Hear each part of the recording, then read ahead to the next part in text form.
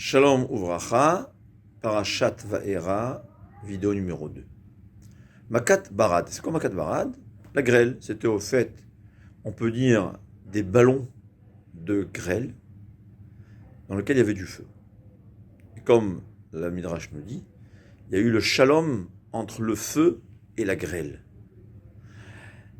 pour justement punir les Égyptiens. Et la question se pose, en quoi c'est un shalom plus que ce qu'il y avait avant? Shalom, c'est la paix, c'est quoi la paix? Quand il y a le feu à droite et la grêle à gauche, c'est aussi la paix, il n'y a pas de guerre. Pourquoi on appelle ça un shalom plus qu'autrement?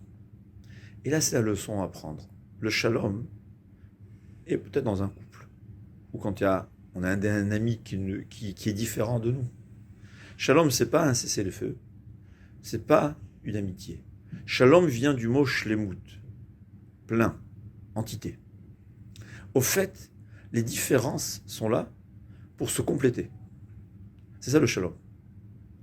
On peut se dire, puisqu'il est différent de moi, je ne m'entends pas avec lui. Et par exemple, sa femme, qui s'entend avec sa femme? Akadosh Baruch Hu nous a créés différents. C'est dans la nature des choses, on est différents. Le shalom, c'est pas tu es ce que tu es et moi je suis ce que je suis, et chacun à son tour, il va pardonner ou concéder pour ne pas qu'il y ait de la guerre. C'est pas ça le shalom. Le shalom, c'est quand les différences se complètent.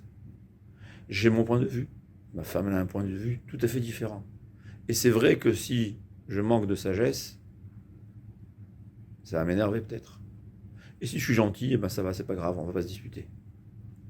Mais quand on est intelligent, on se complète. La grêle, elle a cassé le toit, et le feu a mis le feu à la maison. Je parle d'une maison peut-être dans un autre cas, c'est-à-dire l'un complète l'autre.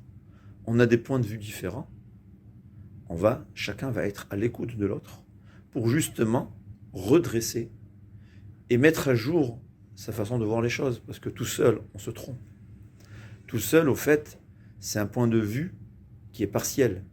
On a toujours besoin le point de vue de l'autre pour se compléter. C'est ça le shalom. Et c'est pas un cas avec sa femme, parce que malheureusement, c'est les cas où on a plus besoin de shalom, mais ça peut être aussi avec des ennemis.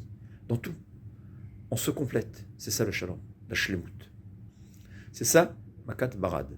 Barad, c'était la grêle et le feu ensemble, pour qu'ensemble, ils vont faire des dégâts qui seront beaucoup plus puissants que les dégâts que la grêle tout seul aurait pu faire, ou le feu tout seul aurait pu faire. Et évidemment, on ne va pas dans la paix entre nous, on ne va pas pour faire des dégâts, mais pour construire. À plus forte raison, comme la Torah nous enseigne, que le bien est toujours beaucoup plus puissant que le mal. À deux, c'est pas fois deux, c'est exponentiellement. C'est beaucoup plus puissant. Kol Tuv V'Hatzlacha.